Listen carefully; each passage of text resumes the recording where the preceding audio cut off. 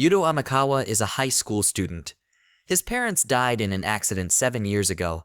He does not have clear memories of his life before then, and he lives in his suburban home all by himself.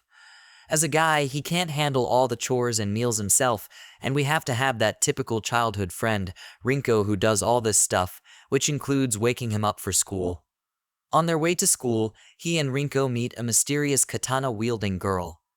The girl starts to come on to Yudo, much to Rinko's shock, causing her to drag him away. At school, during a heated argument on the rooftop about the girl earlier, Yuto and Rinko are attacked by their friend Teizo, who is possessed by a demon spirit and starts transforming into a monster. However, the mysterious girl from earlier shows up, exorcises it, and kills it. As the mysterious girl left, Teizo was back to normal with his body and was sleeping. Later that night, Yuto is visited by the mysterious girl, who introduces herself as the cat spirit Himari and explains that his grandmother gave him charm, but the power has faded, which is why the Ayakashi are out to kill him, and that she will protect him from them due to an ancient vow. However, the appearance of her cat ears and tail triggers Yudo's cat allergies, and at the same time, Rinko appears unexpectedly and causes a ruckus after seeing them together. Himari reveals that Yudo's family is one of the 12 demon slayer families that have protected mankind from Ayakashi for hundreds of years, and that one of her ancestors was spared by Yudo's ancestor, leading to a vow from her kind to forever serve them. The following day, Himari transfers to Yudo and Rinko's school. Then Rinko challenges Himari to a sports battle. If she wins, Himari will stay away from Yudo. Unfortunately, Himari beats Rinko in all sports despite being the school's best athlete. After being told by Himari that she lacks the strength to protect Yudo, Rinko insults her by calling her a monster. On the school rooftop, Himari asks Yudo if it is okay to have an Ayakashi like her around him. Yudo, understanding that she is only concerned about his well-being, just like his grandparents were, allows her to perform her duty. The next morning, Rinko comes to apologize to Yudo, only to see Himari in his bed again, much to her annoyance, and it turns into yet another ruckus. Meanwhile, a Mizuchi, or water deity, named Shizuku appears to the other Ayakashi, claiming she will kill Yudo herself. At school, Yudo, Himari, and Rinko are invited by their class representative for a trip to the beach as a welcome to Himari. At the beach, it is revealed that Himari is afraid of water, and Rinko throws her an inflatable whale toy to float on.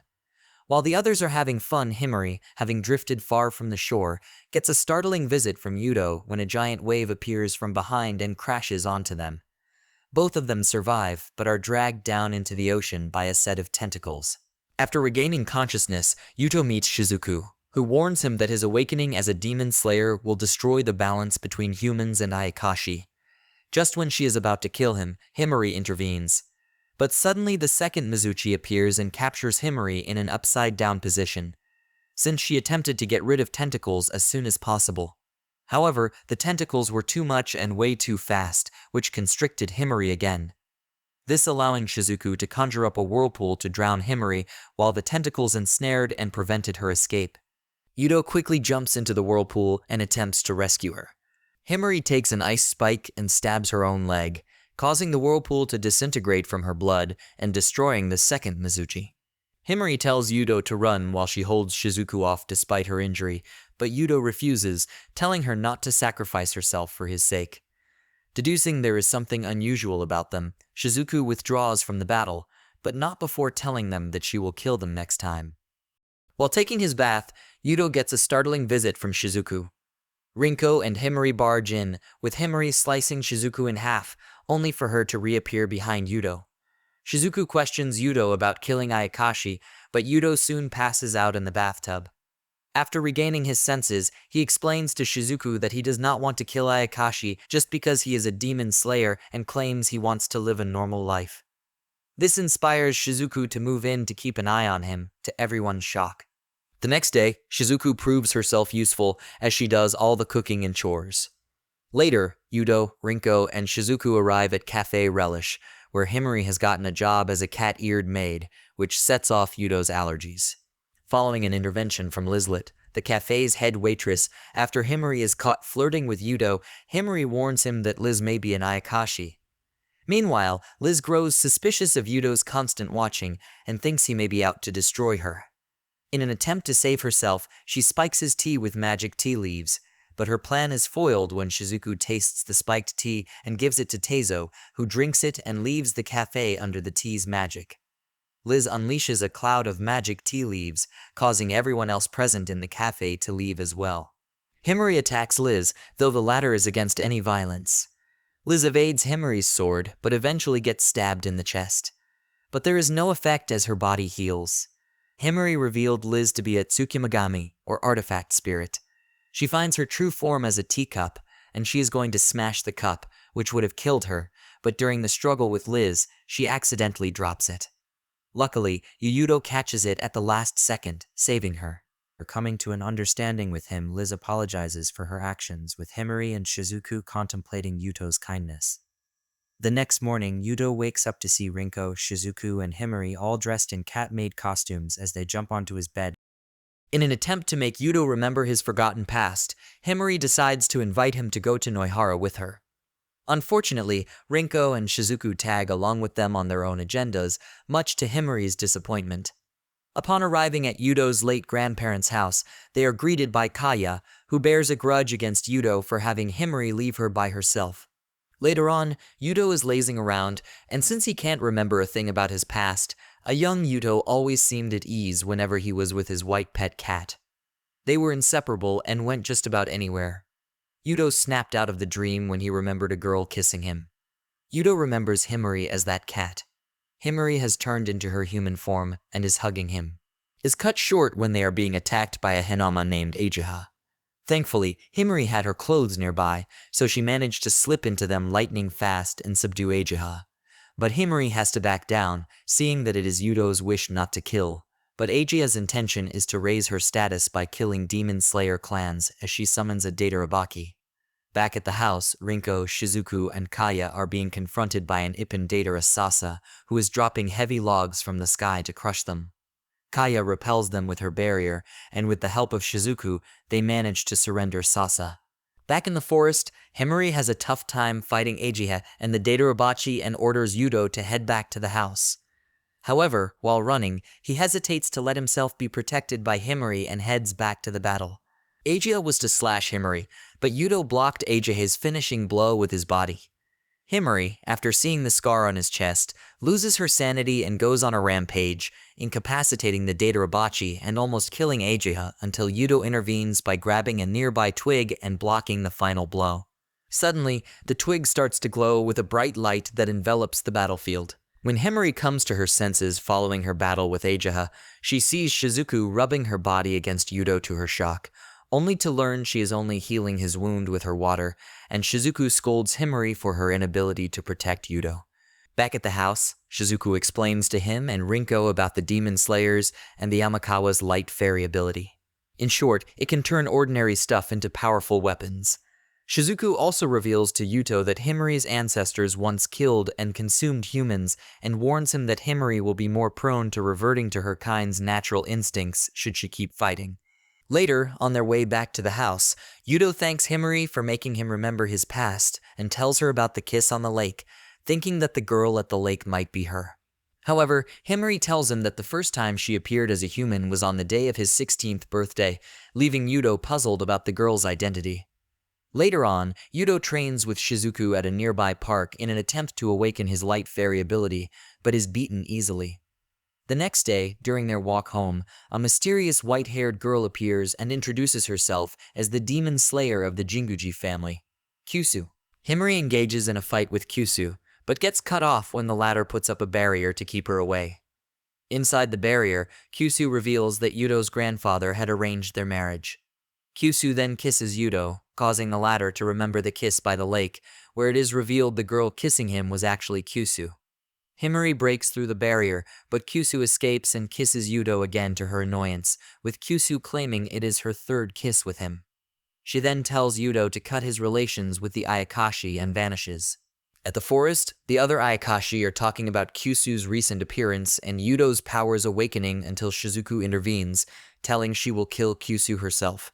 Later that night, Shizuku faces off with Kyusu on top of a building. The two engage in an intensifying fight, which ends with her pinning Shizuku on the back of a billboard. However, when Shizuku teases Kyushu with her spells and insults her for being the weakest of the 12 families, a vexed Kyushu casts a barrage of powerful fire spells, forcing Shizuku to retreat. Back at Yudo's house, Himari has trouble going to sleep over the kiss from earlier. Desperate, she asks Yudo to kiss her, much to his shock. Just when he was about to kiss her on the cheek, the doorbell rang, and just before Himari could tell him about it, she got kissed on the lips, much to Yudo's shock.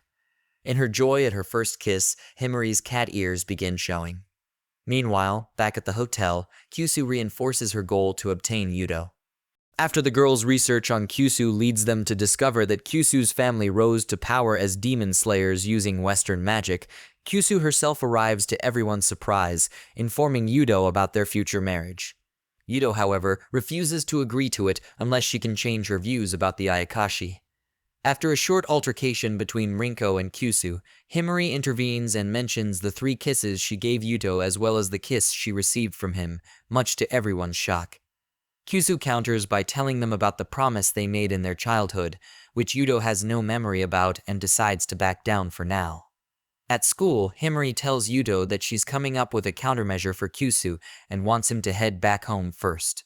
Later on, after school, Himari faces off against Kyushu and settles it once and for all. Flashbacks reveal that Kyushu never liked Himari, as the cat was always hanging around Yudo. Because of that, she cast a spell to make Yudo allergic to cats. During the fight, Himari gained the upper hand with her agility.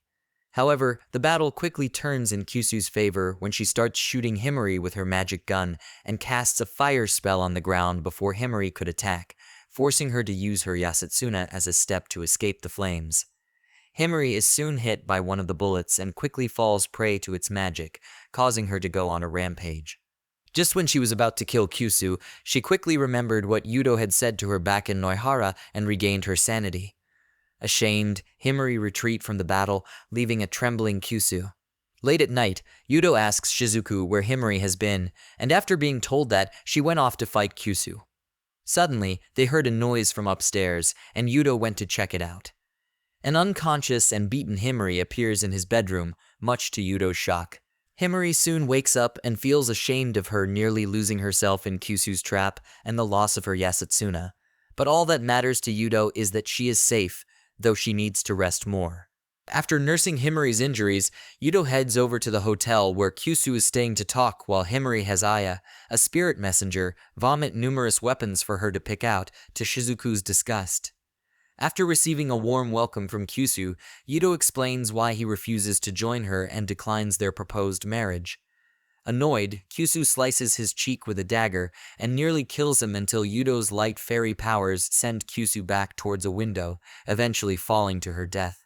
Yudo's memories of the promise Kyushu mentioned earlier come to light, leaving him ashamed that he could not remember before, but an unscathed Kyushu appears behind him, telling him that the promise they've made is the only thing keeping her alive. After she accidentally tells Yudo about wanting to fulfill his desires, Himari appears, having heard the entire thing after the barrier Kyushu put up was broken. Kyushu, embarrassed, quickly takes back her words, and Himari has Aya repeat her weapons vomiting, to both Yudo and Kyushu's disgust. Meanwhile, in a forest, numerous Ayakashi lie dead and mutilated, while 2 small Ayakashi run for their lives, only for them to get eaten by an ominous figure. While Yudo's class is doing an art project at the park, he is kidnapped by Eijuha at a power station. Himari and Rinko quickly set out to search for him, until Rinko got a surprise visit from Sasa. Meanwhile, at the water fountain, Teizo and the other students get a surprise visit from Shizuku, who wants to warn Himari of something.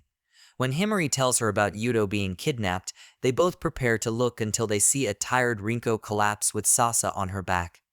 Himari demands Sasa Yudo's whereabouts, eventually learning that he is with Eijuha. Back at the power station, an excited Eijuha drinks Yudo's blood and gets intoxicated after drinking it. Himari and Shizuku quickly intervene, both preparing to fight her, but Eijuha refuses, saying that someone is trying to kill off Ayakashi in western Japan. Later, a man named Kaburagi from Public Safety's Section 4 appears, and after explaining to them about the numerous cases of an Ayakashi consuming other Ayakashi, he attempts to recruit Yudo into his division. Yudo, however, refuses when a mysterious blonde-haired child appears in front of them. As Yudo and Himari run for the exit, They see a mysterious man blocking it, and after a failed series of attacks from Himari, Sasa, and Ageha, the blonde-haired child attacks Himari and bites her, revealing she is the Ayakashi responsible for killing other Ayakashi. Kyusu later arrives at the scene, identifying the two as Tamamo no Mi and Shuten Doji, two of Japan's 3 strongest Ayakashi. However, just as she was about to fight them, Tama and Shuten Doji vanished. Himari then recalls Tama's words from earlier, which leaves her worried. Shizuku visits Kaya to do more research, while the rest are gathered and planning their next move to defeat the antagonists. In a report from Aya about one of the lands she came across being ravaged by Tama, Aegea comes up with a plan to awaken Yudo's powers by having the girls dress in cosplay outfits, with Aegea herself wearing a revealing schoolgirl outfit. She then starts to seduce Yuto until Himari, wearing a cat costume, stops her. Later on, Himari tries out another katana from Noihara's weapon vault, but is dissatisfied until Kyusu arrives with her damaged Yasutsuna. Sasa being an Ippon Datara means she is a blacksmith, which she can repair with her I-beam. Sasa fixes it up real good, though her blast may be too powerful and fry the rest. At a playground, a worried Yudo tells Rinko that he still wants to settle the conflict with Shuten Doji and Tama without having to resort to violence. Shizuku and Kaya later appear, and she reveals to them that Shuten Doji and Tama were once defeated by humans, and by eating other Ayakashis, their powers will grow stronger, and Shuten Doji is trying to revive himself via Tama. Plus, he has a deep grudge against those who sealed him away. At night, Yudo tells the girls that he still wants humans and Ayakashi to coexist, and proclaims that he will fight Shuten Doji and Tama for that cause. At the park, Kaburagi meets with Shuten Doji and Tama, who agree to Kaburagi's deal not to harm any humans during their plans. Late at night, Himari sets off for Shuten Doji and Tama, only to find Yudo blocking her path. After he tells her that they have to stick together no matter what, Himari embraces him in tears, and both prepare to kiss each other until Kyusu interrupts them with the other girls following suit, which later leads to a series of misunderstandings. While Himari spars with Yudo in order for him to fully master his light fairy ability, Shuten Doji puts his plan into motion by erecting a barrier all over the city that catches their attention. So a barrier is unleashed around the city, and its citizens vanish. As they arrive at the barrier, Tama appears and fights Yudo and the girls, with Kaburagi watching from the sidelines, and though all of them team up against Tama, they never come close to scratching her.